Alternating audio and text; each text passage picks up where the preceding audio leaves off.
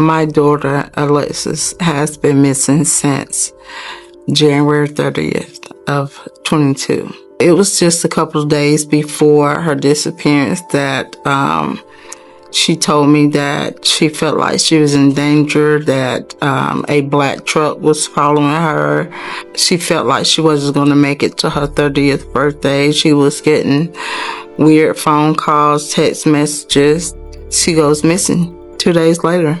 Her vehicle was abandoned in the rural area. The same area they found her car in is where we put up the missing person flyers. She was a good mother. She loved her kids. And I'm the one raising her children. To be able to know what happened to her would help bring closure to our family. 4 years ago, on January 30th, 2022, at a gas station off Highway 29 North in Anderson, South Carolina, a 29-year-old mother dropped her 2 kids off with her son's father, got back in her red Honda, and they went their separate ways. He was driving ahead with both children in his back seat, while she was supposed to be following him. They stopped at a red light, but when that light turned green, she didn't follow. Instead, she drove around his car completely, sped off in the opposite direction, and disappeared. That was the last time anyone saw Alexis Ware. 4 days earlier, her neighbor's Ring doorbell camera had captured something concerning. Alexis standing outside their door late at night, holding a digging tool, confessing to something most don't say out loud. Hey, it's your neighbor upstairs. What's up? I was letting you know that I ain't gonna lie, I do like root work and shit like that, but good and bad. What made her drive off in the opposite direction that night, and where could Alexis Ware be? This is Crime on Buzz. Before we get started, leave a like, share your thoughts in the comments, and subscribe so you won't miss out on cases like this.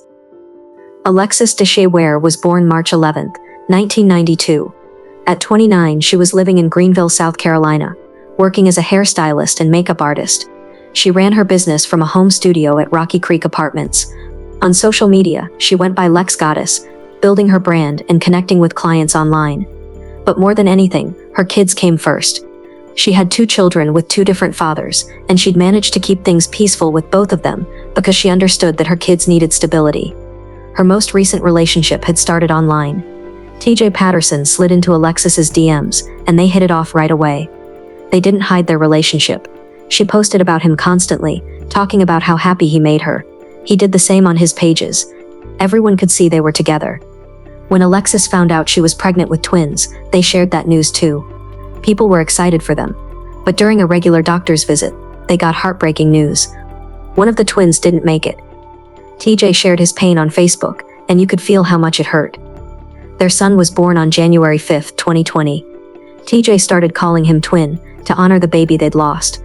Now Alexis had 2 kids, her 9-year-old daughter Naomi from a previous relationship, and her newborn son with TJ. The relationship between Alexis and TJ eventually fell apart. By October 2021, TJ moved out, but they kept things civil for the kids. Weekends belonged to TJ. Both kids would stay at his place, and his family treated Naomi like one of their own, even though she wasn't his biological daughter. Now Alexis got into hoodoo, also known as root work. It's a spiritual practice that uses natural things like herbs and roots, sometimes personal items, for different purposes. Alexis told people she practiced both sides of it, the protective kind and the darker kind. On January 24, 2022, around 1:30 in the morning, TJ's phone rang. It was Alexis calling. She knew he had to work in a few hours, but she called anyway because what she needed to say couldn't wait. She told him something disturbing. According to TJ, she said that 5 of her ex-partners from the past 7 years had all passed away, and she claimed she'd wished it on every single one of them. After they hung up, Alexis started texting him pictures with explanations attached that made TJ uncomfortable. So Tuesday night, 1:30 in the morning, she called wake me up, talking about some TJ. She say, I know you sleep, I know you gotta work in the morning. She say, but let me tell you something right quick. I'm like, what you talking about, Lit? What's up? She talking about some, well, my last 5 exes within the last 7 years, they died. Huh? What you talking about? She said, I wish death upon them. I said, bro, you is tripping. You know what I'm saying? You need help, man. Get off my phone. You talking crazy. I hung up. She started sending me all type of pictures of a ladybug crawling on the ceiling, what the meanings of it, her Pisces sign, all type of weird talk. You know what I'm saying? 2 nights later, on January 26th, something strange happened at Rocky Creek Apartments. A neighbor spotted Alexis in the backyard area late at night. She had some kind of digging tool and was either burying something or digging something up. It looked like a box. When Alexis realized someone saw her, she walked right up to their door. But the neighbor didn't open it. Instead, they spoke through their Ring doorbell camera. And the first thing Alexis said was her admitting that she practiced root work, both good and bad. Hey, it's your neighbor upstairs. What's up? I was letting you know that I ain't gonna lie, I do like root work and like that, but good and bad. Around this time, people who knew Alexis noticed her social media posts seemed off. She was saying things that didn't sound like her. Some of those posts got deleted later, but people had already seen them and were worried. 2 days after the Ring camera incident, on January 28th, Alexis packed up both kids and drove from Greenville to her mom Alberta's house in Anderson. The drive took about 30 to 40 minutes. Alberta cooked dinner for everyone. They were all tired, so they went to bed early. Friday night seemed normal enough. Saturday morning changed everything.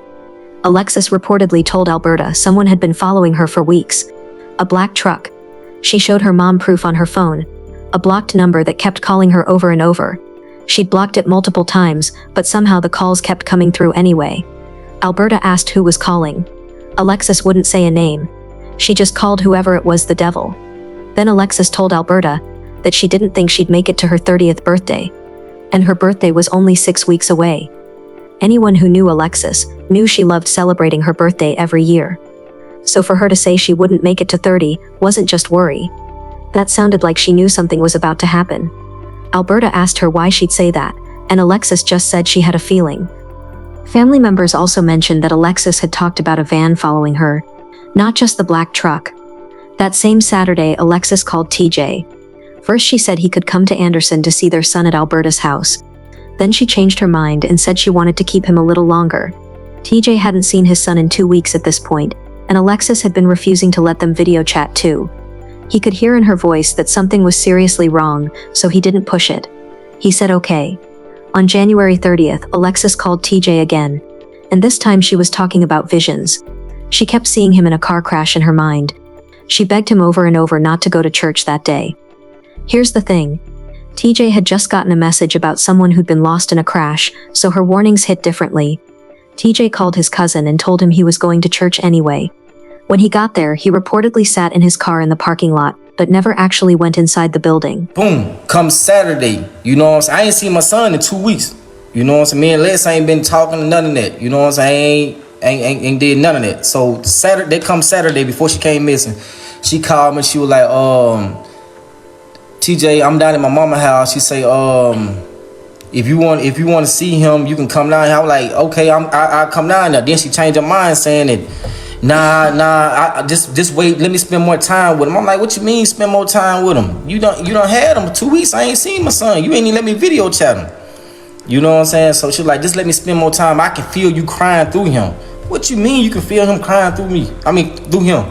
So I'm like, the hell? I said, okay, Liz. I said, she said, but I said, can I get him Sunday, the next day? She was like, let me think about it. I said, okay, I ain't gonna argue with you. All right, cool. Get out the phone. So Sunday come. You know what I'm saying? This shit hurt my feelings so bad because at the end of the day, that's my child mother and I love her. You feel me? I know she been going through something mentally. I don't know what's going on and that shit hurt me. So that Sunday, I called my cousin. I said, cuz, you going to church? He was like, yeah. I said, man, I'm gonna pull up. I'm going to church today. You know what I'm saying? So I pulled up. I sat in the car. I ain't even get out the car. And I'm shedding tears because this shit hurt me. You know what I'm saying? I ain't never seen it like this. So, you know what I'm saying? I go to church. We go to church. Leave church. Now, mind me now, that before I went to church, Lex didn't even want me to go to church. She kept on saying, TJ, don't go to church. I keep seeing you down in oncoming traffic like a car gonna hit you head on. She saw me a car crash, which I got in my inbox, or somebody got killed on the head on car crash. I'm like, Lex, man, listen, one thing about it, you can't stop death. You feel me? Like, whatever happened, gonna happen. I ain't scared of it. I ain't scared of death. You know what I'm saying? We all gotta go. So, I went on to church anyway. She begged me not to go. I went on anyway. Think about this. In a lot of belief systems, churches are considered places of protection. So was Alexis trying to keep him away from protection? Or was she genuinely worried about him? After leaving the church parking lot, TJ went home, changed clothes, and headed to Wild Wings to watch the playoff games. Later, he drove to his aunt's house to keep watching. He was there when his phone rang. It was Alexis again. She said she was running low on gas and asked him to meet her at the 7-Eleven on Highway 29 North in Anderson. While they talked, she kept warning him to be careful. So we left church, came home, changed clothes, and went to the game and watched the NFC and the ALC game. Went to Wild Wings. You know what I'm saying? Watched the Kansas City game up there at Wild Wings. Left Wild Wings, went to my aunt's house. You feel me? She called me. And I put on speakerphone, let my cousin hear how she talking out the side of her head. So she got there, she was like, she said, where you at? I said, I'm at my aunt's house watching the game. So she was like, well, come and meet me on 29 at 7-Eleven where you get the kids. She said, I'm about to run out of gas. I got like 3 miles left. I said, okay. So as she talking, she like, TJ, watch out for these cars. Watch out for a white car, gray car, black car. Now, mind me, now I'm like, okay, so I put on speakerphone, let my cousin and everybody hear. So I'm like, okay, I'm on my way. So my cousin like, boy, go get your son, boy. So I was like, shit, I say no more. I doubt him up. We left. I pull up at 7-Eleven. You know what I'm saying? She's sitting at the gas pump. I get out, go in the car. Go in the stove. I pump 35 in her gas tank, and I put 20 in mine. I come back out, get my son out the car. You know what I'm saying? She asked me, could Naomi go with me, her daughter? I was like, yeah, she can go. So I was like, she said, okay. She said, TJ, watch out for this car. She kept pointing at cars, like white car, black car, gray car. She said, watch out for these cars. She said, matter of fact, don't stop at no red lights. So I'm like, man, what you mean? I said, babe, you need help. You need to get some help. Now at this time, TJ was wearing an ankle monitor. GPS tracking him 24/7. Every single place he went was being recorded. Law enforcement could check exactly where he was at any time. Before heading to meet TJ, Alexis had video called Alberta after getting back to Greenville that evening. The meeting at the 7-Eleven happened between 7:30 and 8 p.m. Security cameras reportedly caught everything, but that footage hasn't been released to the public. When TJ pulled up, Alexis was already at a gas pump in her red Honda Accord. Both kids were in the back seat. TJ thought he was just picking up his son for the week like they'd planned. He got out and walked over. He put $35 of gas in Alexis's car, then put $20 in his own. While he was getting his son out of her car, Alexis asked if Naomi could go with him too. He said yes. The whole time, Alexis kept pointing at different cars in the parking lot and on the street, telling him to watch out and be careful. TJ got in his car with both kids. The plan was that Alexis would follow him to his mom's house. They left the gas station in separate cars. TJ turned onto Ebony Road, drove past Welfare Church, heading toward his mother's place. At a red light, Alexis should have been right behind him, but she wasn't. She drove around his car completely and took off toward Anderson Building Highway, the opposite direction from where she was supposed to go. TJ started calling her immediately. Every time she hung up on him. He drove home with both kids and called Alberta. Alberta said she hadn't heard from Alexis and started trying to reach her on Facebook. Hours passed, then those hours turned into a whole day with no word from anyone. At 8:15 that night, Verizon cell records showed Alexis's phone detected in Anderson, about 30 miles from the 7-Eleven. So I'm like, she was like, she know, TJ, I'm telling you. She's like, give me a hug me. So I hugged her, you know what I'm saying? The hug didn't feel right, something wasn't right. So I got there and hugged, got in the car, and I pulled off. For y'all the one that's in Anderson, I turned on Ebony Road. As I passed Welfare Church, I barely passed Welfare Church. And she got dang on, she sped around me, bus right going out Anderson Belton Highway.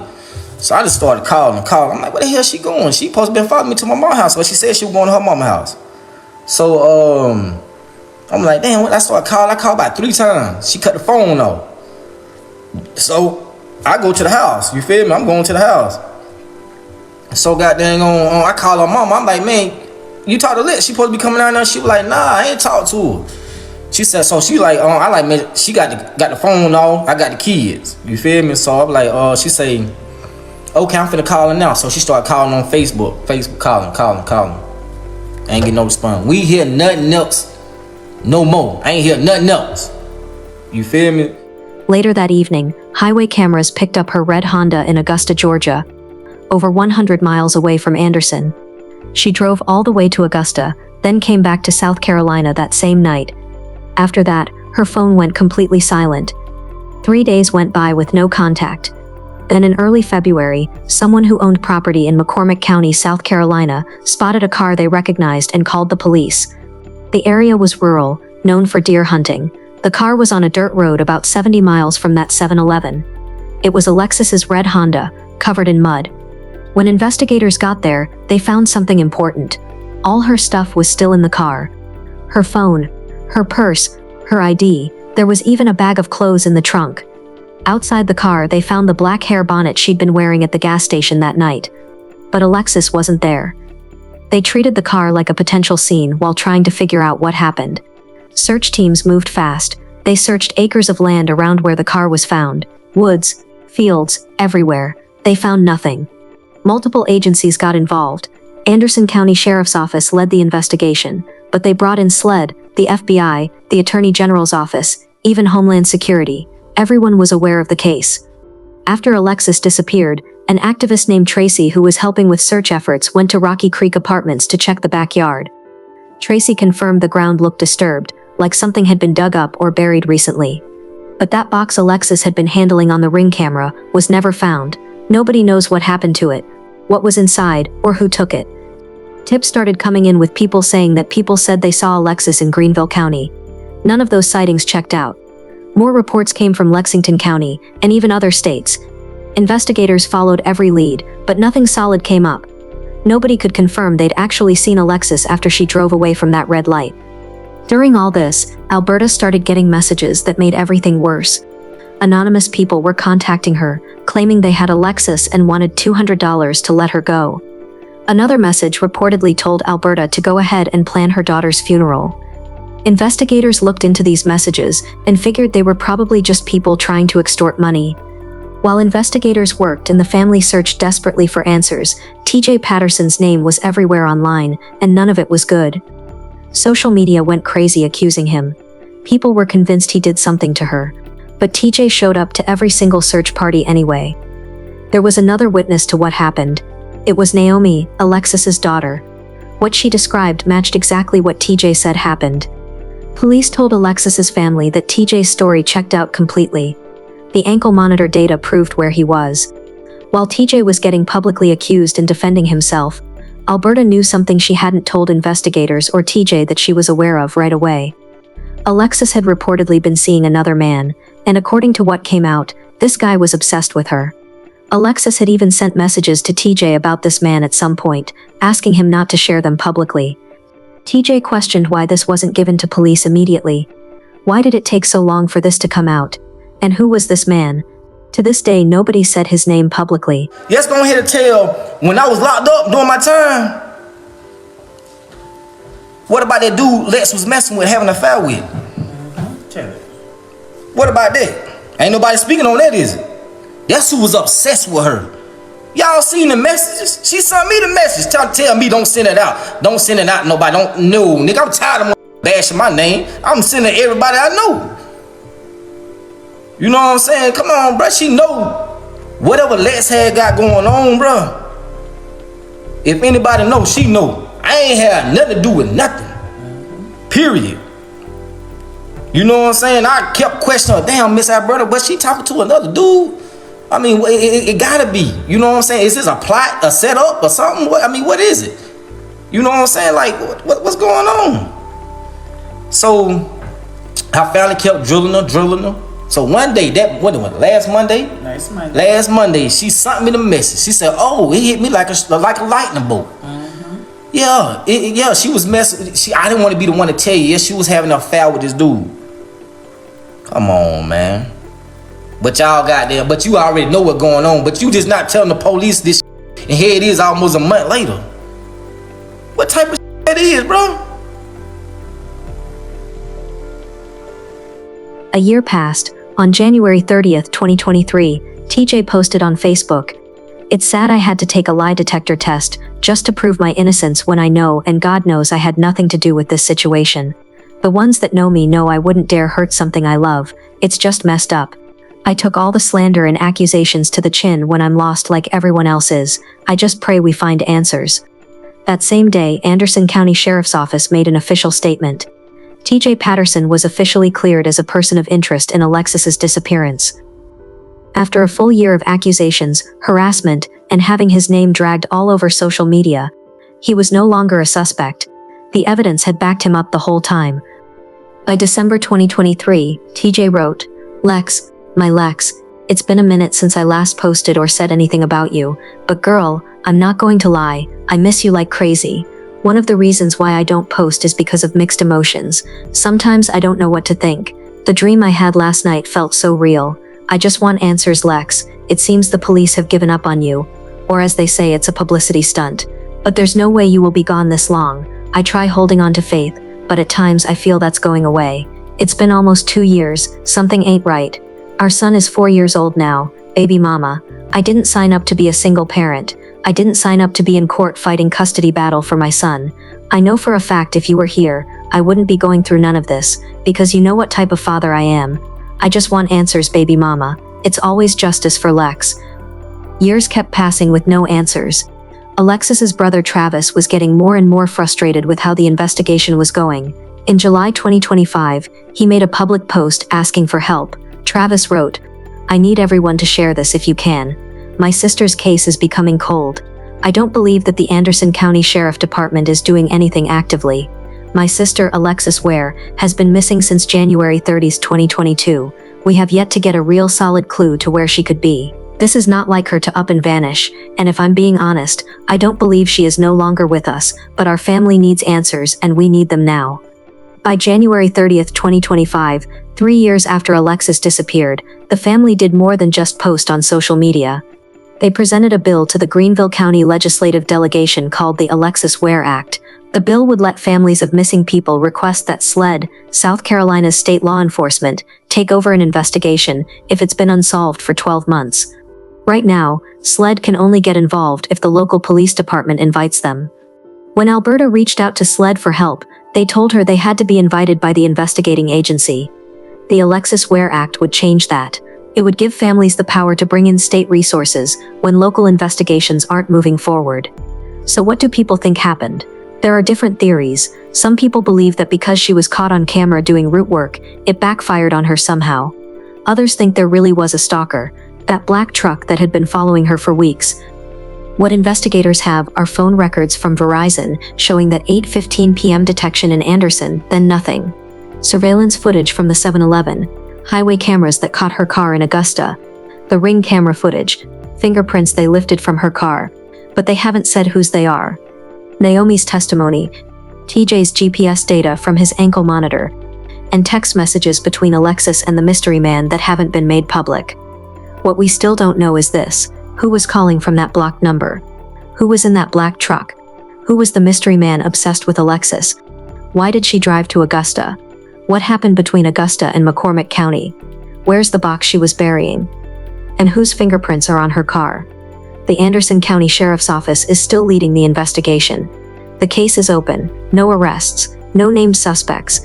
Naomi was 9 when her mom disappeared. Alexis's son was only 2. Alberta is raising both grandchildren now. There's a $5,000 reward through Crime Stoppers for any information that leads to finding Alexis.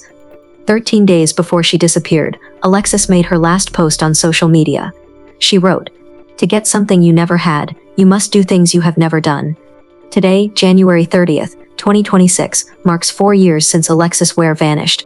Her brother Travis posted, writing, 4 years of unanswered questions. 4 years of 2 young kids without their mother. 4 years of no true updates or leads. 4 years of someone out there knowing what happened and not coming forth. 4 years of no peace or justice. Today makes 4 years that my sister Alexis Ware has been missing. Why? This can't be real. I love you, sis. Somewhere out there, someone knows what happened on January 30th, 2022. If you have any information about Alexis Ware's disappearance, contact the Anderson County Sheriff's Office. These cases spark conversation for a reason. Be the person to offer help if someone needs it. Trust your instincts and don't ignore warning signs. Subscribe if you haven't already, and I'll catch you in the next one on Crime on Buzz. Thanks for watching.